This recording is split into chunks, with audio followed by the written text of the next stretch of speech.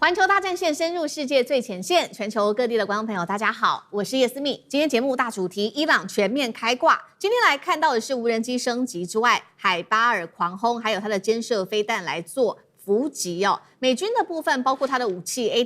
ATACMS、PRSM 都已经快速的耗尽了，包括了萨德跟爱国者，现在说也见底了。另外，今天也会来关心有关于荷姆兹海峡的收费站的方式，已经正式出炉了。这样的机制到底是如何来运作呢？今天我们会做深度的剖析。先欢迎在场来宾陈立伟、孙大千委员，大家好；时事评论员王尚志、尚志哥，思密好，观众大家好；资深媒体人彭华干、干哥，思密好，大家晚安。好，观众朋友，我们的环球大战线的这个会员频道已经成立了，欢迎观众朋友帮我们按下加入，就可以成为我们的战友。今天一样的节目一开始前，先帮我们节目按赞，并且分享，留言区写下思明我在哪一个城市收看，一样我会来亲自的做回复。现在来看到的是中东战局出现了一个惊人的反转，因为来自于美国的情报单位最新的研判，在这一场跟中东地区不同的战争，就是在这一场的俄乌战争了。俄军把乌克兰在这一场战争当中所学到的东西，大量的实战的经验，给他套到了伊朗的见证者无人机上面去了。那么他是怎么样来做的呢？乌克兰当时在跟俄罗斯在跟乌克兰打的时候，包括了乌克兰祭出它的电子干扰啊、防空拦截跟战场反制。现在呢，俄罗斯都把这一套东西给全面学起来了。怎么学呢？包括了说，每一次乌军来做干扰的时候，俄罗斯就会修正一次它的导航；每一次被防空系统击落的时候，俄军就会调整它的高度跟航线。那么每一次成功破防有关于这个防空网的时候，他就把这个经验复制到无人机上面。所以现在等于说这一套实际的作战系统，俄罗斯已经完全的都把它交给了伊朗，尤其是用在无人机上面的使用。大家以为说难道只有无人机吗？事实上，俄罗斯提供给伊朗的远远不止于如此而已，还包括提供给伊朗它的这个长程的打击能力，提供的就是这些目标的情报跟作战的经验等等。好，这个是来自于美方最新的消息。再来，我们看到伊朗还有透过飞弹继续的快速的攻击美军的前线基地，这当中包括了今天特别来看的海巴尔破坏者飞弹，射程大约是1000多公里，机动性非常的强，而且它的特点就是它可以利用卡车快速的移动部署发射，美以很难提前锁定到他们的发射阵地。再来就是它的末端的机动性非常的强，而且非常的快速，是让美国的防空系统几乎是没有办法把它拦截下来的。最后一个特点就是它的价格非常的低廉。刚刚讲的这一切都是伊朗在攻势上面的一个优势。现在来看到伊朗在守势上面又有什么样的攻势？因为呢，伊朗在过去这场战争当中，它比较大的弱点就是在它的低空上面的防空系统了。所以它现在怎么来做补强呢？我们先来看到伊朗这边跟中国大陆采购了250套，这个叫做前卫12，总价高达了9000万美元。那么预计呢，还除了前卫的之外呢，另外一个防空系统还有说，在接下来几周之内，就会从中国大陆这边来进400套的中置人吸式的防空武器系统。我们先来看到第一款这个武器这个前卫12，它有哪一些重点？包括的射程部分高达了6公里射程非常的远，那么射高4公里，具备抗电子干扰的能力，可以低空的打击，包括了直升机、无人机、巡弋飞弹跟战机等等。那么现在美军最担心的事情是说，如果它有数百套这种类似的肩射飞弹的话，代表伊朗可以在低空慢慢的部署，把它全部布满，那么到时候就会布满各式的伏击点在他们的低空的这些空域上面了。另外一方面，乌克兰看到了现在伊朗的强势进攻，现在是怕了吗？我们要来看到最新消息乌克兰打击了一艘涉嫌运送俄罗斯跟伊朗的军事物资的船只之后，伊朗就说好，没关系，你敢打是不是？那我就要来做报复了。结果没有想到乌克兰立刻是道歉，并且认错了。好，今天节目一开始先请教委员怎么看伊朗现在的攻击端有升级版的，刚刚我们特别提到了这个无人机，有俄罗斯交给他的这个无人机，还有俄方的情报机构，再来这一款海巴尔飞弹。那么在手势上面防守的守，则有中国制的这一种监射飞弹，补足在低空上面它过去的弱点。这些武力对于美军来说，接下来会构成多大的立体性威胁？委员怎么看？对，很显然的，伊朗在过去这20-30年所准备的这个对美国作战的一些相关的方案跟计划，在这一次的美以伊战争里头已经得到了印证了。那么也看到了这个成功的状况。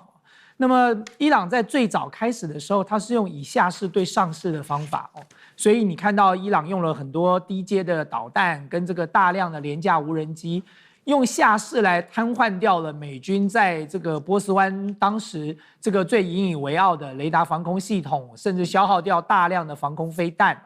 所以你就会看到美国现在的这个爱国者飞弹从战前的2200到2330枚，现在已经快速的减少了65%了只剩下大概759枚到827枚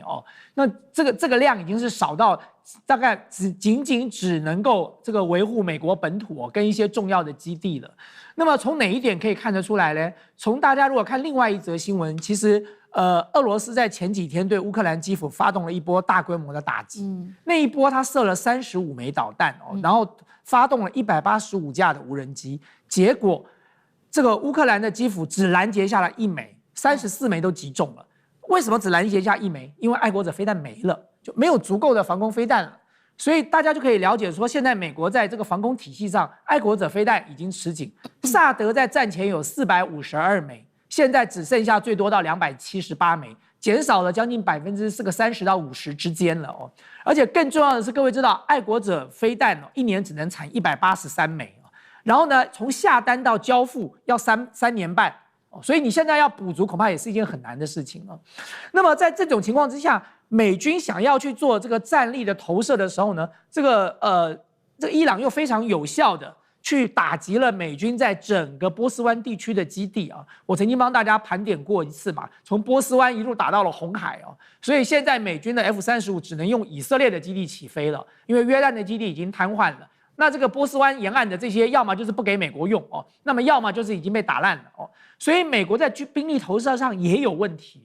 那么更不要讲说美国自己的攻击力量也发生了匮乏的状况。我刚才说兵力投射有问题，你的空军没有办法快速的去攻击，然后去轰炸，但是你远程的攻击也有问题各位知道那个战斧巡弋飞弹是美国最爱用的，在战前美国大概有3000枚到4500枚。现在只剩下2000枚所以耗掉多少？耗掉1000到1500枚所以战斧飞弹要回到战前的水准，要到2031年美国才能够补足的所以在这个时刻，你要用这个战斧飞弹去攻击有困难，你要用空军去进行轰炸也有困难，然后再加上刚才思敏给大家提到的，中国大陆现在在这个低空的防空这个系统上也卖到了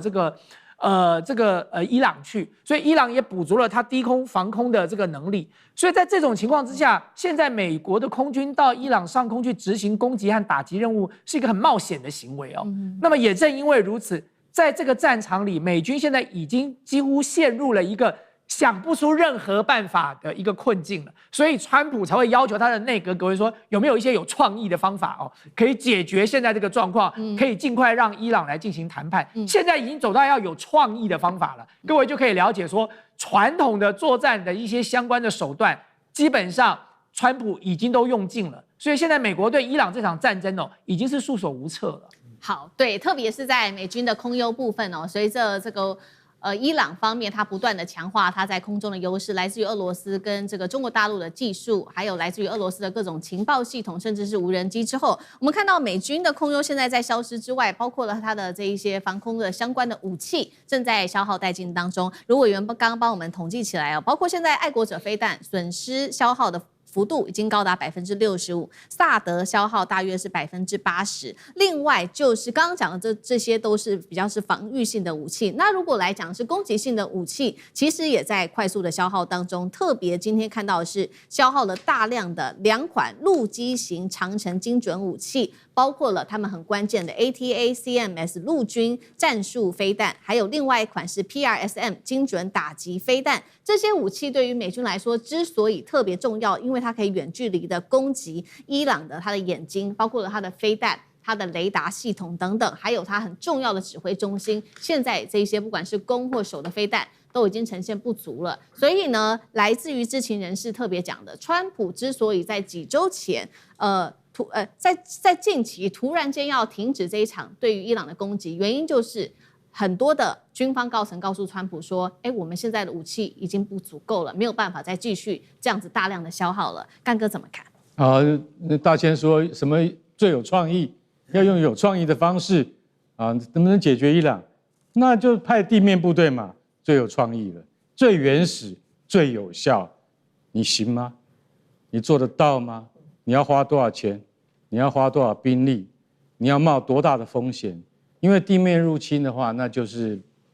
就实打实了啊！你要上了人家的岸的话，那你就要考虑到的层面可能会有几百项，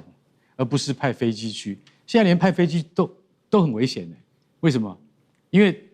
伊朗的防空系统经过中国的加持以及俄罗斯的支援之后，你会发现进得去不一定能够出得来，所以现在就变得说，爱国者飞弹是很重要的。可是美国已经耗掉了65%，耗在哪里？耗在俄乌战场，因为俄乌战场用掉太多爱国者。乌克兰国防部到最后说不可以再用爱国者了，为什么？用爱国者这样的飞弹去拦截见证者136那种无人机，那简直是你就说我今天杀鸡要用牛刀，那我去拦这个低阶的无人机跟飞弹，我却要用非常高级的防空飞弹去拦，所以这样子永远不是一个划算的举动。那现在我们特别要讲到2种飞弹，就是大家很熟悉 ATA、CMS 陆军战术飞弹，是在俄乌战场上面大放异彩。乌克兰军方用了这飞弹之后非常满意，它的射程是300公里，然后乌克兰一直很想拿来打哪里？拿来打那个莫斯科，但是美国说绝对不可以打莫斯科。好，陆军战术飞弹因为在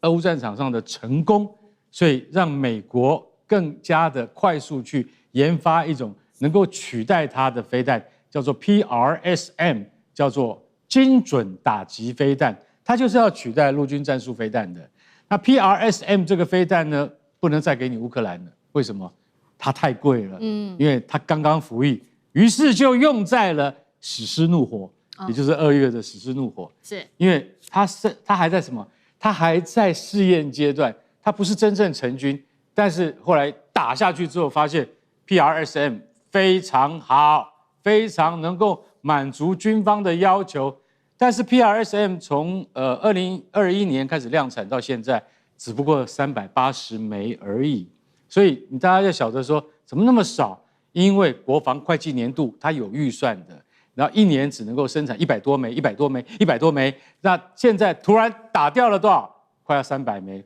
所以 PRSM 它甚至才刚刚成军，它就已经打掉了德黑兰非常多。据信哈米内伊就是他的那个前领导人，很可能就是被 PRSM 给打死的。所以在这种情况底下，根本就弹药是不够了。洛克希德马丁公司承诺完全要全面扩大生产线，但是实际上是做不来的。为什么？就算你现在有钱去建厂，但是你没有人去生产，这些都是环环相扣的问题。所以大家看到这边为止，你就会发现说，哦，原来美国现在面临这么大的问题。那刚刚也有提到，战斧飞弹，战斧巡弋飞弹，其实老实讲是美国，武器库里面最多的，也是最通用，也是数量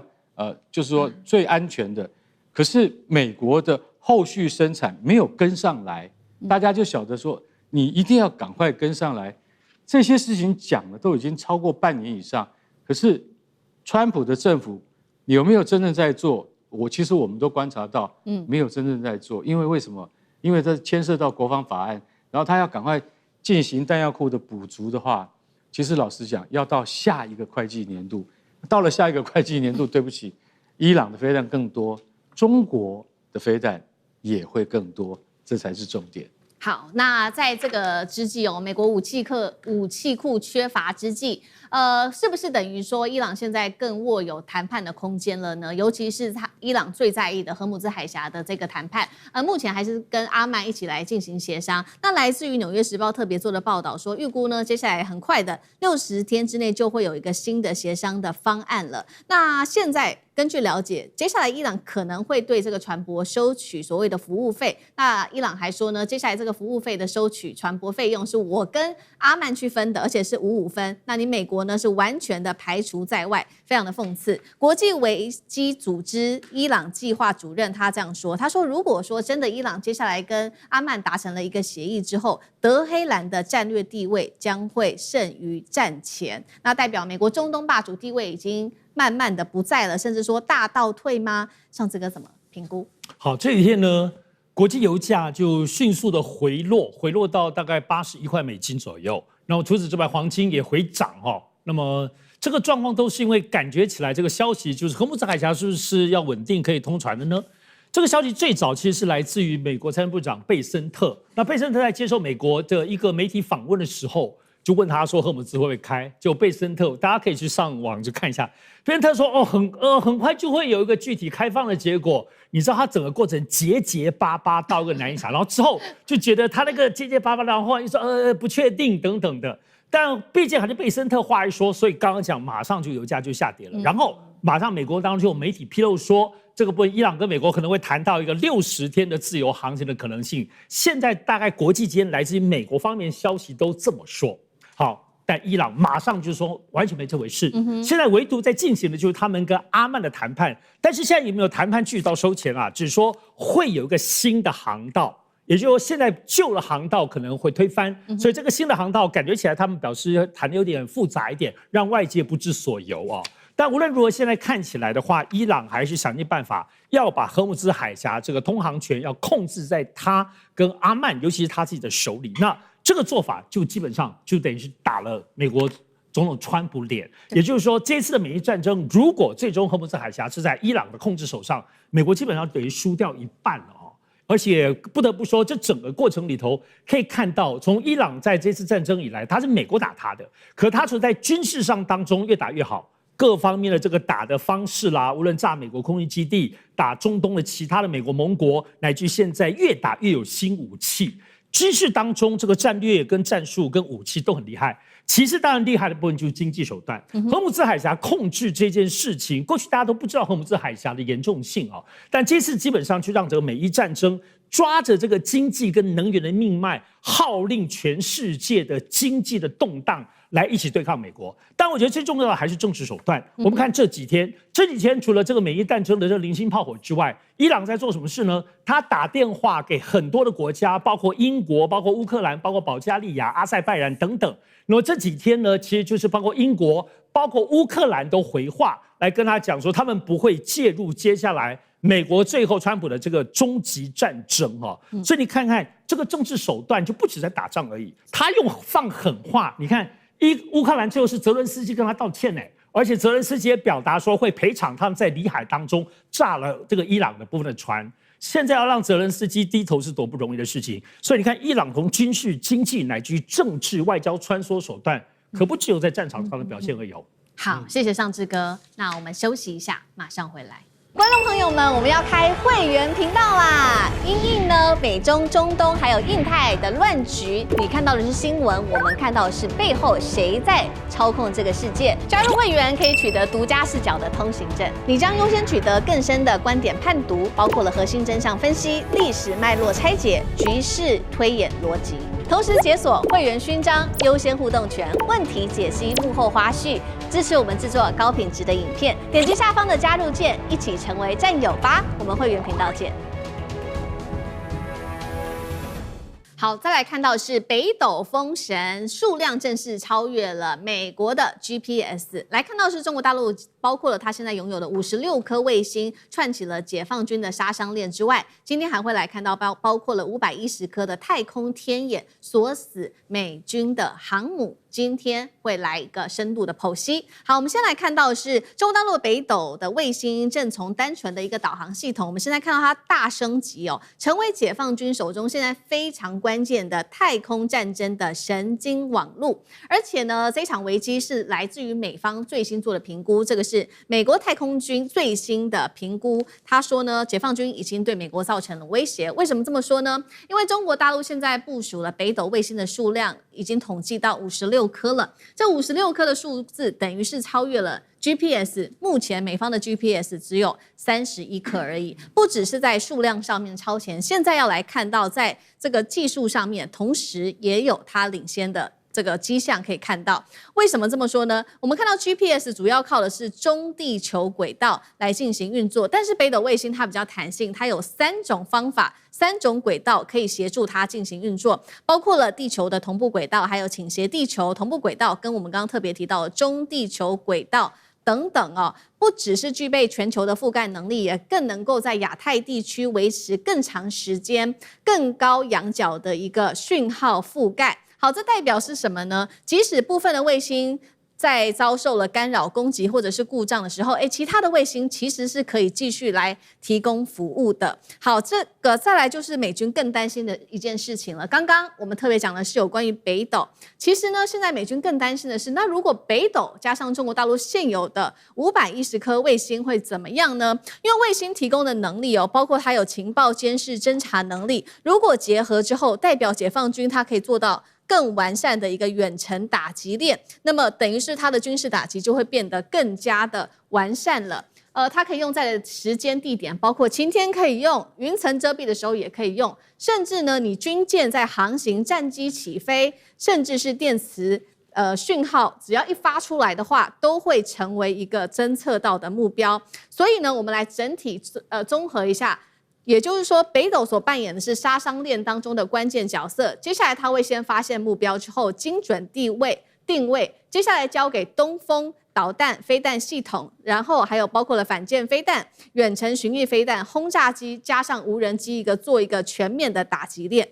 今天节目一开始，先请教干哥怎么看了？我们刚说了。超过510颗的卫星，中国大陆的部分，56颗的北斗，再加上它现在又有 AI 的分析能力，这个完整的太空杀伤链等于是正式成型了吗？北斗，我们刚刚提到的3轨道又有什么样子一些特性？干哥怎么看？好，这个是一个时代的进步哈。我们现在先看一下50年前，就说像我们台湾空军还要派那个侦察机到大陆去拍照。但是那个时候最重要的一样就是叫什么？叫解像力。解像力到底怎么样？因为你可能是在5万英尺的高空拍的东西，那解像力可能有时候真的是很不清晰。慢慢进步，到了现在，你看到，其实老实讲一句，美国为什么以前常常派台湾空军，或是美国自己派情报机来拍照，如入无人之境，就是因为你当时没有能力抵抗嘛。现在呢？现在反过头来了。现在美国你以前你在侦查我们大陆沿海的目标，现在是解放军在36000公里的高空反过来看你，而且现在最重要的，他重视的不是只有解像力一项而已，他是要长时间滞空观察。也就是说，北斗卫星现在已经到了56枚了。但是它的中地球轨道这个轨道，它是花最多心力在上面。你知道为什么吗？它同步监测 B1 从哪里？马里亚纳起飞了。B2 从那个约旦的基地起飞了。像这些东西，通通在北斗的眼睛里面看着。但你看到的时候，你要怎么辨识它是什么？这里面有一个很重要的技术，一碰到霾害，一碰到下雨天，一碰到暴风雨，就看不清楚了。北斗现在突破这个技术，我都看得清楚，而且我加入了 AI 人工辨识系统之后，它可以在非常短的时间之内分析出这些类别、时间、角度、方位，通通都要算进去，然后传回给哪里？传回到北京去，告诉地面部队说哪一个方面军。你现在看到的可可能入侵的美军他们的这些数据资料，统统看得到，这是由卫星告诉你的。当然，美国也有 GPS 啊，对不对？美国从几十年前就开始靠 GPS 吃饭到现在，可是现在 GPS 只有31颗，远远不如北斗卫星的数量。再来讲另外一个东西，有多达，我有时候真的觉得很惊人，中国竟然有510枚勤监侦卫星啊，那非常可观啊。什么叫勤监侦卫星？情报、监视、侦查，这3样是 C5ISR 里面最重要的3项：情报、监视、侦查这3项。我们现在有多到510颗了，有这么多卫星，我可以告诉你哈，如果它同时发挥串联的那个效果的话，那几乎在大洋上面无所不在，什么东西都可以看得一清二楚。它包括轰炸机，大到轰炸机，小到隐形战机。为什么我们说小到隐形战机？隐形战机并不小，只是它隐形而已。所以说它会小到在雷达屏幕上只有一只苍蝇或一只小鸟那么大的时候，你就会发现，用勤监侦卫星也可以看得见的话，那就是对美军的直接威胁。所以美国的智库会提出这些数据，就是告诉你说，其实中国它在你看不到的领域里面已经非常惊人了。就是近地上面已经有部署500多枚卫星，还有中国现在最近正在发展一个什么，就是从地面打上去的反卫星武器。他想说，星际大战要开始了吗？应该是从太空中由这个发射上去的杀手卫星发射雷射，对不对？对不起，还没有进展到那个地步啦。中国现在已经可以从地面上研发，可以直接从地面打了36000公尺的36000公里的那种雷射去致盲你的卫星。想请问一下，美国你的致盲能力在哪里？我到现在都还没有看到。这些都在不久的未来都会成真的。再发展下去就变成星际大战了。美国你赶得上吗？好，这个是北斗卫星的技术越来越成熟之外，还包括了数量也越来越多，等于是说覆盖了全球的能力再度的提升。但是我们要来看一下细节，那精准度到底如何呢？现在根据官方的资料显示呢，它的水平的方向可以达到0.3公尺，那么垂直方向0.6公尺，部分应用已经强到了厘米级的一个精度，而且它可以搭配各种武器来做使用，包括了无人机、火箭炮、弹道飞弹、巡弋飞弹、陆海军、陆海空的部队等等。再来就是这些北斗哦，它现在说呢，已经不止在天空，已经延伸到地下了。所以我们最先来看到中国大陆现在推动的这个叫做隐星入地的工程，什么意思呢？就是让隧道、地下停车场、矿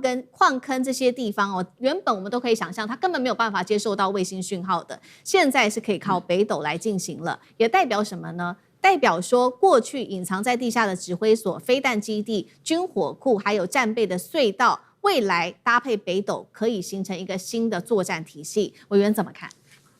对，我们今天在讲这个北斗卫星系统，加上这510颗的勤侦监的卫星哦，它就形成了一个很完美的打击体系哦。那么首先帮大家科普一下这个北斗卫星系统哦。现在全世界有4大这个卫星系统哦。第一个大家最熟悉的就是美国的这个 GPS 哦，然后呢这个欧洲有一个，俄罗斯有一个，然后再来就是中国的北斗卫星系统。那么中国大陆的北斗卫星系统，现在大家看到的是叫做北斗卫星3号是在2020年正式的这个搭建完成，正式上线了。那么它现在有，就像刚才思明讲的，它有覆盖全球的能力。它在轨卫星目前是数量最高的，它有56颗。它这56颗是这样分布的。那么它之所以能够有全球覆盖那么之所以可以担任这个叫做飞弹的引导大脑的原因，是因为它在这个卫星的部署上是有技巧的。它这56颗里头有24颗是部署在中地球轨道。所谓中地球轨道，就是这个轨道高度大概是21500公里的高度，然后呢，它自己在进行运转的这个速度大约是地球自转的2倍，所以呢，它在地球上空绕行一圈大概要花12小时到13小时，就一天它大概会绕2遍。这个目前为止有24颗卫星是部署在所谓的中地球轨道上，就是我们看到的 MEO。然后第二个呢，它还有部署了这个卫星在哪里呢？叫做地球静止轨道。它不是真的静止在空中啊，是它运转的速度跟地球自转的速度是一样的。所以你抬头看起来，它好像就静止在那里不动的。那这个所谓地球静止轨道，它是为了部署在哪里？是部署在印太地区。所以呢，在赤道的正上方高度大概是35786公里的位置，它部署了这个卫星在那里。它主要就是要这个捍卫中国大陆自己的这个势力范围以及这个印太地区。那么第3种轨道叫做倾斜地球同步轨道。那这个轨道呢，它的高度一样是在35786公里的位置，可它之所以叫做倾斜，是因为它跟赤道有55度的斜角，所以呢，它运转的这个速度大概是24小时，一天转一圈。但是因为它有一个斜角，所以你在地面上往上看你看到那个卫星真的运作管道好像就是写一个数字的8一样就是这个一天都要绕行一次。那么这3种不同轨道所部署成的北斗卫星系统呢，它这个最主要的原因，它就可以解决掉很多在都市啊、在山区的死角，这些问题都可以解决了。因为大家可以知道，它除了这个同步的同样的高度这个中地球轨道之外，它还有固定的这个位置做监控，然后它还有包含倾斜角度，去破解很多原本看不到的死角。那么因此大家都说北斗卫星系统如果一旦进入做战争形态，它就可以变成飞弹的引导大脑。它只要接受到这个要打击目标的位置，它就可以很精准的引导飞弹打到那里。那么谁来掌握这个敌方目标的位置呢？就是我刚才讲到的扮演千里眼的角色啊，就是那510颗的勤增间卫星啊。这勤增间卫星它有这个叫多维度的感测，就它可以通过各式各样的这个感测的方式去进行侦测。同时，就像干哥讲的，它可以全天候的监控，所以你晚上也可以，台风天也可以，雾霾也可以，它一样可以穿破云层，穿过这个黑暗然后第3，最重要的是因为它引进了 AI 判读，所以它 AI 判读的能力很强。因此，这2个合体之后就回到我刚才讲的勤增间卫星系统，这510颗就扮演了千里眼。它干嘛？它用来发现，它用来定位，它用来追踪。它把资讯传到了北斗卫星系统之后，北斗卫星系统就担任大脑，它去引导飞弹去做什么？去导航、去锁定，然后摧毁。所以这就是大家看到现在这个中国大陆这个军方在采用的北斗卫星系统，加上这510颗勤增间系统所联合在一起造成的一个非常强大而且有力的这个监控打击的系统这也是美国的媒体最近不断的在呼吁说，美国政府应该要高度警觉最主要的原因，因为能力太强大了。好，所以有了中国大陆的卫星加北斗，再加上武器，形成了一个新的一个作战系统，成为中国大陆现在非常新的一个作战的体系。那我们也来回顾一下，为什么当初这个中国大陆会突然间要研发北斗呢？其实回顾一下历史，是当年发生的这个银河号事件在1993年的时候，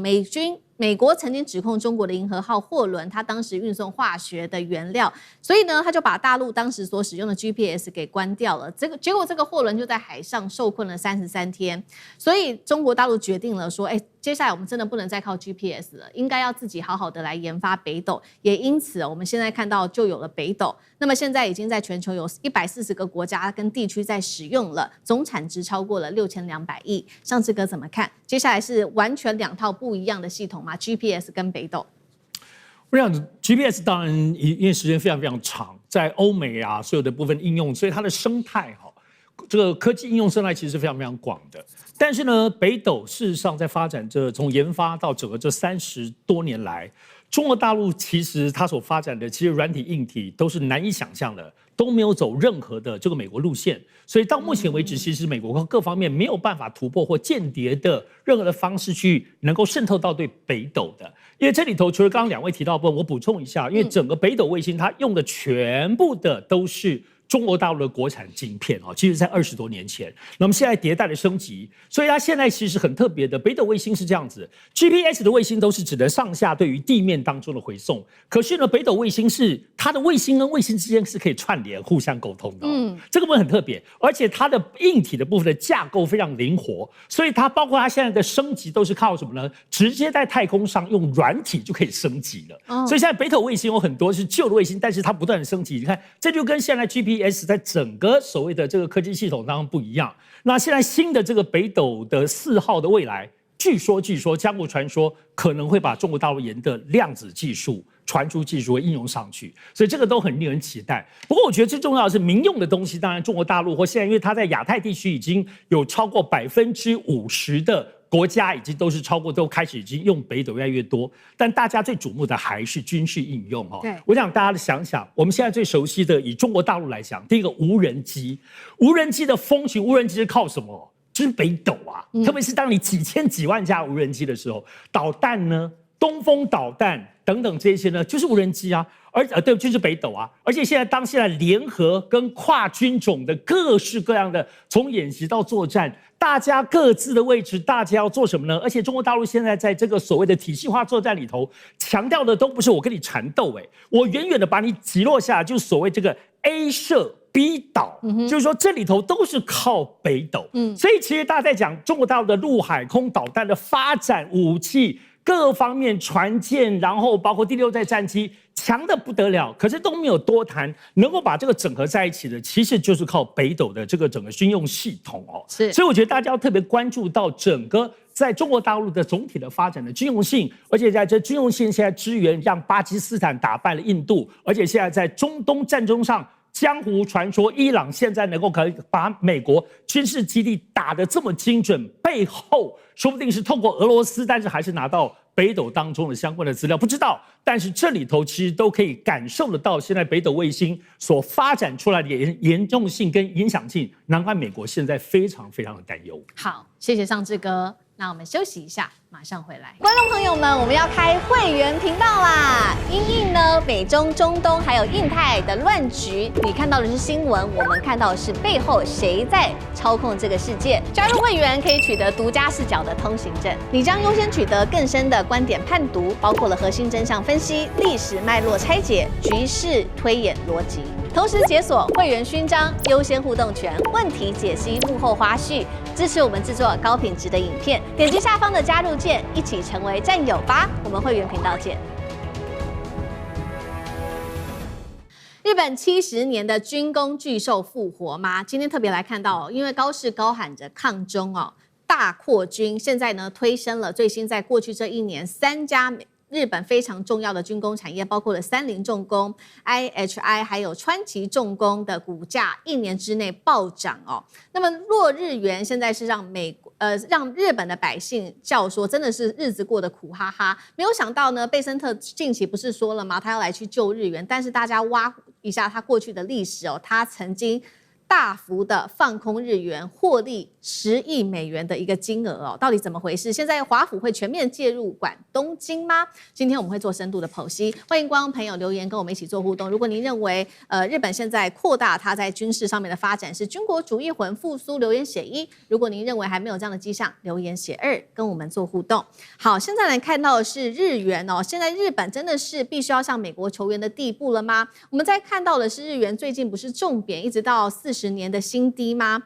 其实呢，在过去日本政府是一度认为说日币贬值其实是对日本非常好的。高市早苗当时是这样说的，他说：“日币贬值就很有利于我们这些大企业的出口啊，我们日本赚得盆满钵满。”确实，他当时是这样子认为的，但是现实现在狠狠的把他打脸了，因为确实我们看到出口的大企业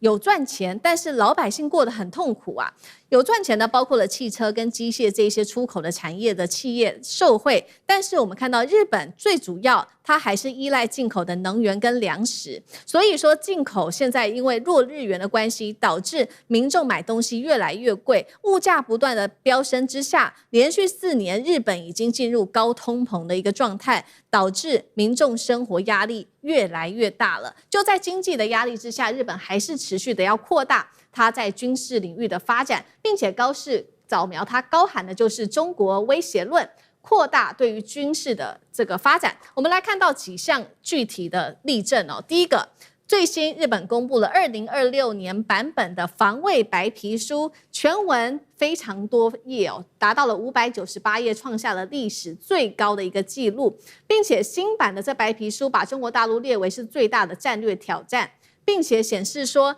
其实包括了中国大陆是这个他们最大的威胁之外，他们还说中俄朝的军事联动的风险，甚至是台海的风险一直不断的提升。接下来日本说了要好好的来发展他们的无人机等等新型的战争武器。那么日本的防卫预算呢，也已经来到了新高啊，1.8兆新台币都是要用在军事上面的发展的。再来，我们就是看到了这3家非常日本最重要的军工御三家，在过去1年股价暴涨翻倍哦。三菱重工，还有这一家是 IHI 跟川崎重工等等，被视为说就是因为日本要来好好的发展他们的军工了。那高市早苗，我们来看到，因为这个经济表现真的太差了，民众对于安全议题其实没有什么感觉的，所以最新他的民调已经跌到只剩下41%了，70%民众不满现在日本的物价不断的在飞涨。所以今天节目一开始先请教干哥怎么看？一边是日元不断的跌哦，物价狂飙，人民吞下了经济上面的代价；一方面我们来看得到军工股不断的狂飙，高市早苗打造的军事强权梦，究竟是守护日本，还是牺牲了民生？为大这些军工的利益呢？干哥怎么看？日本啊，现在有一个笑话，就是股市狂欢跟货币崩溃同时上演。奇怪了，这个到底是国家的福还是国家的祸啊？大家都狂欢，为什么？飙嘛，台湾也一样啊，韩国也一样啊，对，反正还有4代同堂啊，一家4代通通都贷款去玩股票了，这是正常的情况吗？日本也有股市过热的问题，但是高市早苗，你知道吗？他是一个很典型的保守派的政治人物，所以说他的想法，他就说，跟货币下跌对我们是有利的嘛。你看大企业都赚得盆满钵满，对不对？那是大企业啊，你的选票是从大企业来的吗？民主国家你要想到，你的票是从老百姓的手上出来的，但是他眼睛里面。它只有什么大企业，所以说它让股市它让汇市，让市场去决定。我老实讲一句，它就是刻意在压低日元的币值。那日元已经跌到40年来最低了，通货膨胀连4年来都超过2%，这很严重哎。这些我们都丢着不讲。好，小泉进次郎防卫大臣刚刚最新出版。2026年日本防卫白皮书第1章一打开，揭除日本将来6年防卫计划的目的是要怎么样因应中国在东海和南海的扩张。他就直接告诉你这样，他说因为中国的航空母舰以及驱逐舰队在这些海域的活动有逐步增加的趋势，而日本海上自卫队想不出有什么可行的方法以之对抗。那怎么办呢？那我直接提升防卫预算到1.8亿1.8兆，不是1.8亿，1.8兆新台币。对，到了1.8兆新台币，我可以告诉各位，那就超过 GDP 的2%了。为什么？因为那是川普要求的。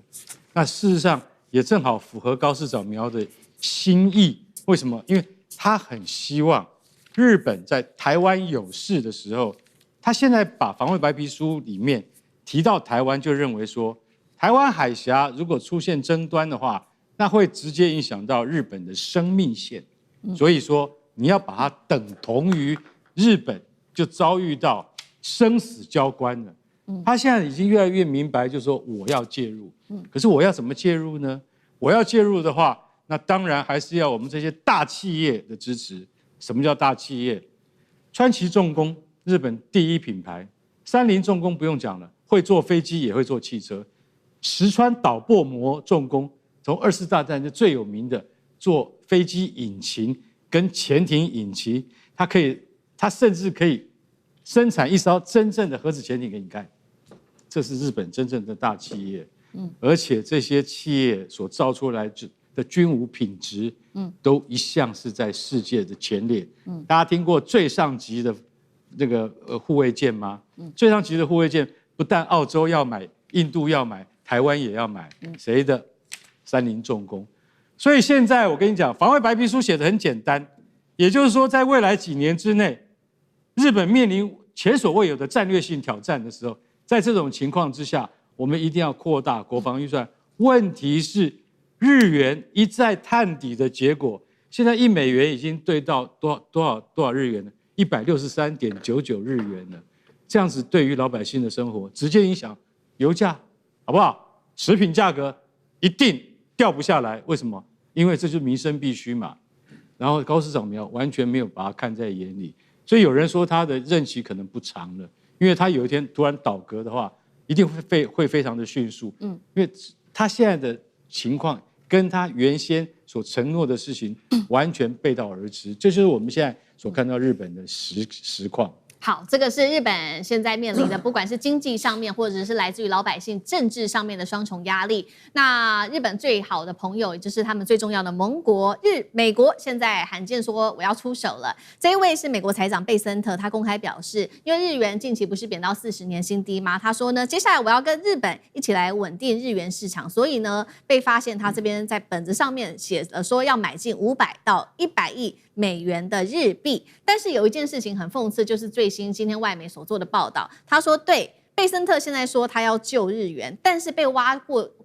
出来他过去的历史哦，他曾经在索罗斯基金操盘期间大举的放空日元，当时啊贝森特这边的操作下获利高达了10亿美元，等于说他现在的角色从过去大放空日元到现在成为了拯救日币的英雄吗？好，再来不只是贝森特，他这个操作的方式是不是跟美国政府也有点像呢？凡事都是以自己的利益为出发，因为这背后美国是否在考虑要救日元有3大的利益，第一个就是救美债，第二件事情就是逼日本持续的扩军，把他的国防支出从目前的 GDP 2%，是不是可以超过3%呢？并且大幅的购买美国的军事武器，跟美国合作，最后就是确保日本对美的投资能够落地，因为当时日本曾经承诺过美国说，对我会投资你超过5500亿美元，这内容涵盖了能源制造业跟基础建设等等，所以美国也要确保日本的经济还有金融上面的稳定，是因为这样子吗？那先来请教委员怎么看有关于贝森特这个人物，他从做空日元到拯救日元，是不是跟美国政府的做法也有点类似呢？委员怎么看？我先帮大家介绍一下索罗斯的这个基金公司哦，就是索罗斯基金管理公司，它其实在过去这个国际金融市场上是恶名昭彰的哦，就长期以来它就是专门扮演这个空头的秃鹰，它狙击过英镑，狙击过泰铢，狙击过印尼盾，造成过韩国的当年的亚洲金融风暴，通通都是索罗斯这个基金管理公司的这个一手操作出来的哦。那么他只有在毕生战役里头只有1次落败哦，就是当时他要狙击港币，可是他没有想到中国大陆拿了足够的子弹跟他对决哦，所以索罗斯基金管理公司在狙击港币的那一战里头是铩羽而归的。但是我刚才讲到的其他的战役，他都赚得盆满钵满。英镑是在什么时候脱离跟美国挂钩的？就是因为被索罗斯狙击啊。1992年，索罗斯基金管理公司这个结合了他自己本身只出了10亿美元哦，然后他结合了2个政策哦，一个叫做外汇远期合约，另外一个他跟银行签了足够的信用额度，他一口气把当时的10亿美元放大杠杆到100亿，放大了10倍哦。谁在操作的？核心成员就是贝森特啊。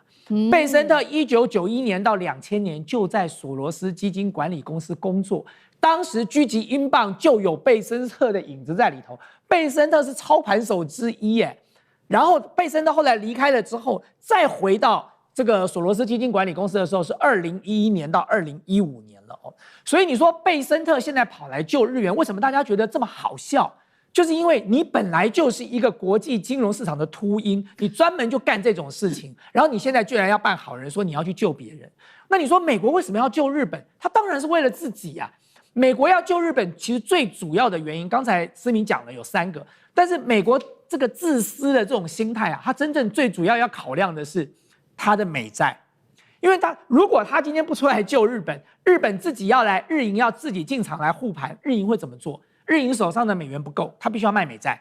他要卖美债，拿美元买日币进场护盘。所以你看到了日本大概当时是在7月30号吧，他那个时候日银投进了528亿的美金护盘，然后到了7月31号，他再投340亿美金护盘。大家想一想哦，如果日银自己单干这件事情，他就只有一直卖美债，一直卖美债，一直卖美债，会造成什么结果？市场上的美债的供应量太多了，于是美债的殖利率就飙升了，这对美国来说才是最严重的打击。所以你说贝森特跟美国很好心说我来救日本吗？他也没救。你知道他用什么方法救吗？他用了一个根本自己1毛钱都不用出的方法去救了。大家知道，在当时疫情期间哦，美国的联准会定了一个机制，叫做 FEMA。这个机制是什么呢？他的意思就是说，如果你这个国家你有美债存在我联准会的纽约银行，你有美债压在我这里，我就让你借，就你临时需要掉头寸的时候，我让你借，最多借600亿美元。7天，我时间给你7天，让你掉头寸，让你在短时间之内不至于有这个资金短缺的问题。当然，最主要他会做这个想法，是因为他怕他们去卖美债嘛。所以你就跟我借就好啦。干嘛卖美债呢？你美债可以继续留在我这里啊。可是这7天呢，他还是收利息的。它的利息比市场上的负买回机制的这个利息还要高的，所以他不是做大善人的，他不是做慈善事业的，他还是有赚人家的利息一手。他今天是用同样的方法在救日元。他跟日本讲，反正你有美债压在我这，那你跟我借好了。所以你想想看，本来日本人政府去卖美债，他也不用付利息，他就卖美债就好了。他现在不得已啊，他现在是要跟 FEMA 机制来借钱，然后最后还要付利息啊。所以你说美国到底真的帮了日本什么？我实在完全看不出来，他所做的一切都是为了他自己而已啊。但是今天美国投进来的子弹够不够？各位知道日本的汇率，日本的这个外汇市场一天的交易额是1.3兆美金，1.3兆美金的额度在里头。那你拿个300亿、500亿、800亿、1000亿。这杯水车薪你要拉得起来很难的。虽然现在人家说，哎呦，现在看起来好像有效果了。废话，市场有预期心理啊。大家都知道，你美国跟日本现在要救，谁会在这个时候进场呢？而且现在有很多人开始回补了。我当时低价买的日币，我现在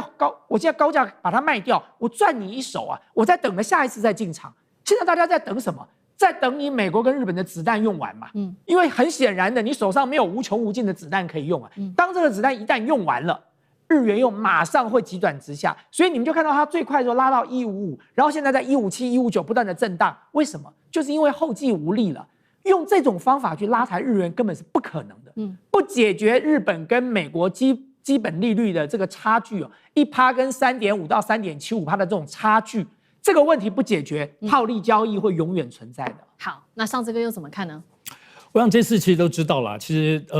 到底这次美日联手花了多少钱？其实有统计出来，在这一波的这个7月30号、30号这2天当中，日本拿出了870亿美金，那么美国大概拿出了大概100亿美金左右。如同刚刚其实大天讲得很清楚所以他就不要让日本当中卖掉美债，因为之前要知道，今年4月、5月的时候，日本已经干预一波，后来没有用。当时日本拿出多少？736亿美金。在4月、5月之后2波来介入，结果介入当中有一点点作用，可立刻又没有了。而这个当中，他当时4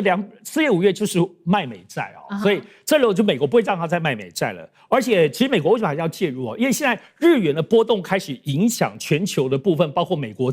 包括华尔街股市。要知道现在美国股市当中，科技 AI 类股是整个美国华尔街股市在85%的动能是靠着 AI 类股。如果这当中产生了这个资本当中日元跟美元当中流动的这个影响的话，其实对美国的现在维持的这个经济状况来讲，所以这个稳定性，我觉得贝森特难怪要出手。而且我们看这个，其实美国出手当中还是有点贼，而且我觉得大家要注意几个角度。首先，第一个部分是贝森特就是让路透社拍到，我们看拍到他那个时候 to do， 他后面就是有50到100亿，然后要买日元。你知道这个东西，大家就知道你根本就故意的嘛。因为当你故意的时候，就会让那些预期性的投资套现的部分，哎呦，美国要介入了，所以大家会开始有点收手，他就省了很多钱了，你知道，就自动了。第二个部分，其实这一次很特殊，它是卖欧元换美元之后再来救日元，所以其实上当中没有动到任何，这个蛮聪明的这是超过外界预期。结果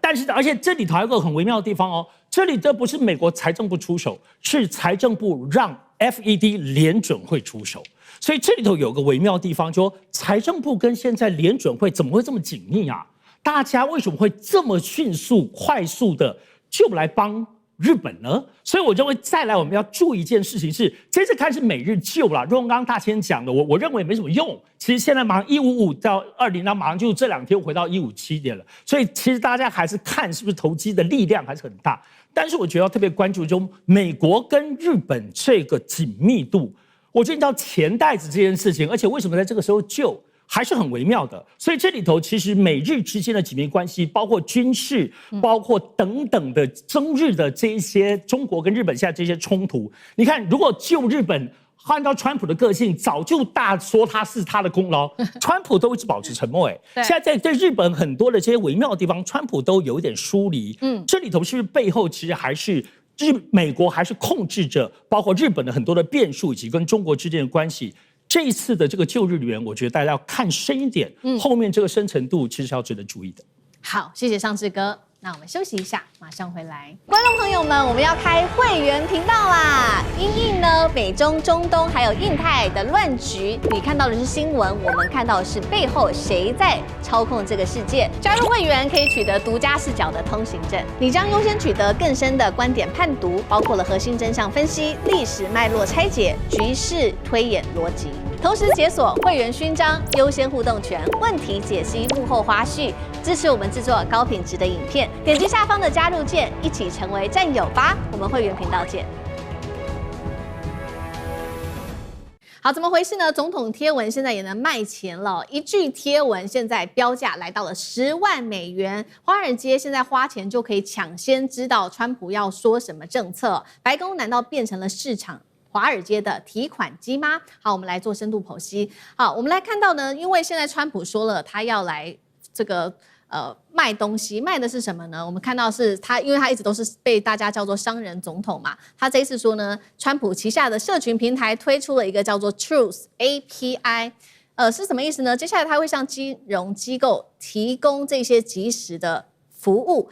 包括了说呢，他想要说什么，想要发什么样子的内容呢，他就可以立刻提供这些服务，那给这些华尔街的金融机构去购买。最高方案的月费现在来到了10万美元。我们要知道，川普随便一句话都会影响到美元、黄金、能源价格，甚至全球金融市场的走势。现在等于华尔街可以提前拿到这一些资料吗？那么，而且呢，发布这些资料的公司是川普自己的公司，这家是川普媒体公司，会提供这样子的一个新的服务啊。那川普在这间公司个人持股高达了40%，是不是他自己也可以趁机的赚一笔了呢？来自于美国的参议员，他们现在也痛批说，这个是有利益纠葛的，你不可以这样子做。但是呢，川普已经特别讲到了说，我这些资料也会提供给一般民众啊。所以呢，现在民主党人士也要求证券机构要介入调查。委员怎么看这样子的一个服务，川普所推出来的？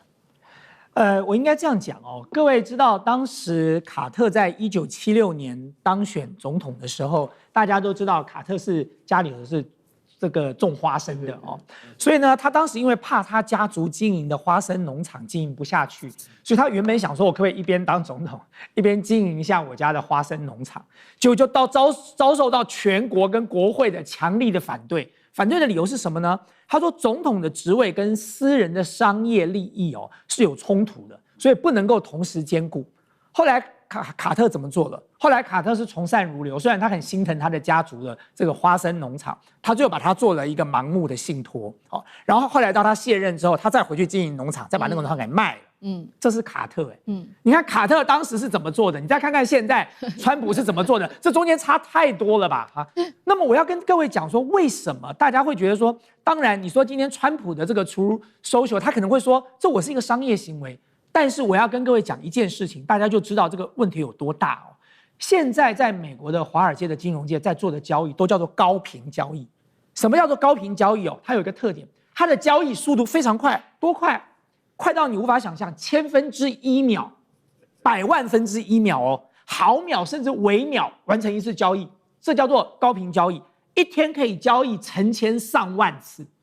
然后在交易的过程当中，它是靠什么获利的？因为它速度很快。它靠的很微小的价差，它从中得利，因为量很大嘛，所以我一单赚一点点，可是我的量太大了，那我高频不断的在 run 哦，那我就赚钱了，而且最重要的是，绝对不是人干的嘛，所以它不会是人工操作的，它是用电脑演算法在做的。好，这是高频交易。那我要跟各位讲，高频交易的交易策略是什么？第一个，市场庄家，这个我就不用多说了，就是你又当买家，你又当卖家，你开卖出价，你再开买出价，然后你中间赚差价。第二个叫做套利，套利就是我刚才讲的，每一个交易所的金融商品的价格在很短的时间之内，它会有差距的。所以你在抓到了那个 moment 之后，你用低价买高价卖，低价买高价卖，你就赚了那个利差了，这叫做套利。那第三个是这件事情今天最严重的事情，叫做事件驱动。什么叫做事件驱动呢？就是因为它可以用演算法在几毫秒之内，它就把刚刚收到的这种重要的讯息开始解读，然后解读完资讯之后就立刻下决策。所以在一般的投资人都还没有来得及反应过来的情况之下，他就先动手了。所以这种就是坑杀散户了。所以这种做法就是属于一种不公平的掠夺了，就是所谓的掠夺散户不公平的竞争模式，因为资讯取得的这个速度不一样啊，所以大家现在就了解了为什么今天对于川普做这件事，外界有这么大的意见。关键就在这个点，就是因为你是美国总统，你所宣布的一些内容，你的谈话，你的一些策略都很容易被解读跟带动市场上的运作。那么如果今天你让特定的人是用高价可以比一般的人更早得到这个资讯，或更快得到这个资讯的话，那么对市场上广大的散户来说，这真的就是一个不公平的竞争。各位知道现在还没有川普搞这一招哦，这些所谓做高频交易的公司都设在哪里呢？它都设在很重要的机构的隔壁，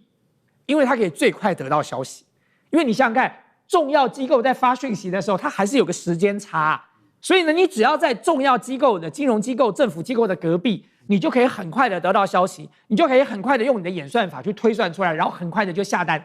那么在一般人都还没有反应过来之前，你就已经布好局了。所以今天如果川普在干了这件事情，那让这些所谓高频交易、这些华尔街的这种金融大头，大家都用付费，可以比一般人更快取得资讯，那么当然这个情况就会更严重。所以虽然白宫讲说，哎呦，再快也不过就快个1分钟，不要说快1分钟了，快1毫秒啊，就已经差很多了。好，这个是他最新提出来的，要贩售资讯，透过高频交易哦。现在看起来说，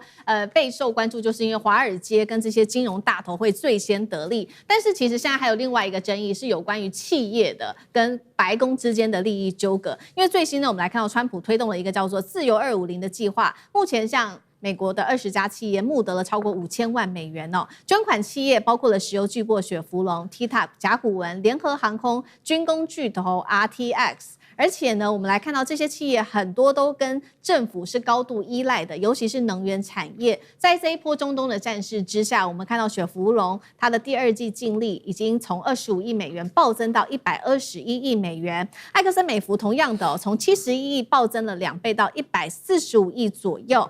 这一些利益纠葛，上次哥有怎么看？好，美国今年建国250周年哈，所以联邦也就是全美国跟地方各州都有很多的庆祝活动，所以其实在整个美国的国会，它就推动了一个就是官方的组织，叫做 America 250。好，川普在今年年初知道之后，他觉得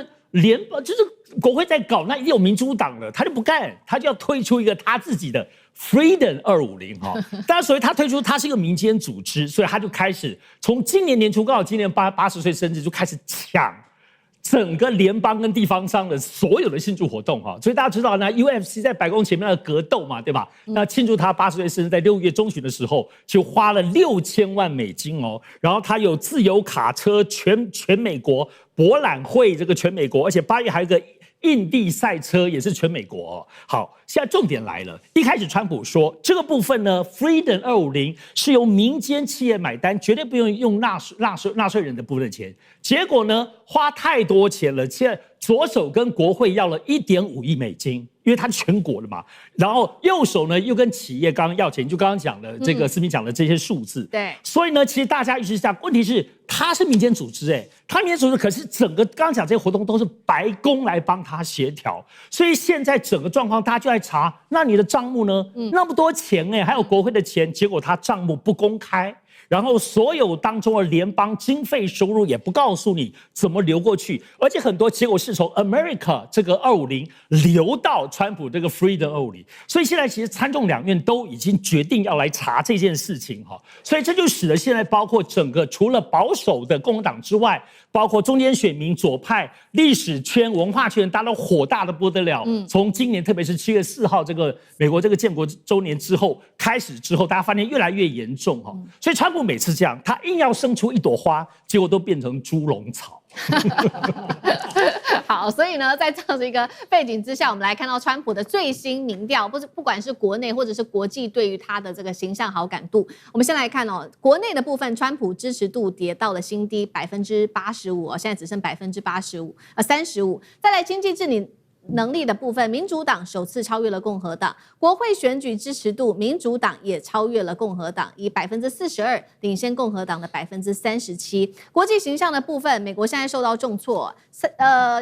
由皮尤研究中心针对了36个国家做的这个最新民调显示，大部分的国家对于中国的好感度是超过了美国。22国认为习近平处理国际事务的能力比川普更值得信赖。干哥怎么看？好，现在全世界只有6个国家比较喜欢美国，而不喜欢中国。这样你知道吗？就是说以前美国是世界强权，对不对？因为大家都应该喜欢美国，对不对？然后不喜欢中国嘛。现在全世界只有6个国家，这是哪6个国家？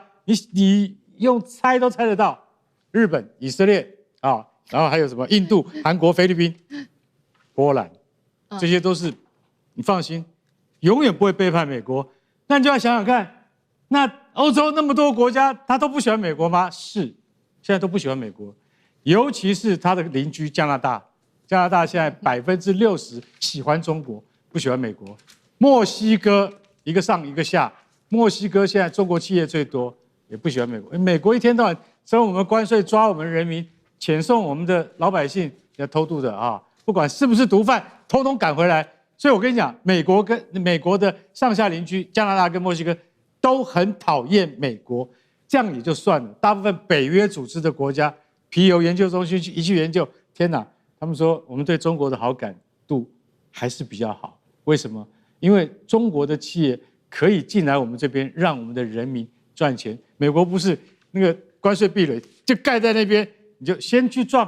了那个关税壁垒，你撞得过的话，再来跟美国谈交易。这就是现在，而且你知道，皮尤研究中心他的研究发现，都是川普一个人造成的吗？是不是换了川普会有改变？没有。他说，如果今天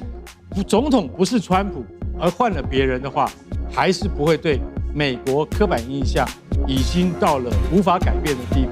这很重要，为什么？因为就算是你换了一个总统，你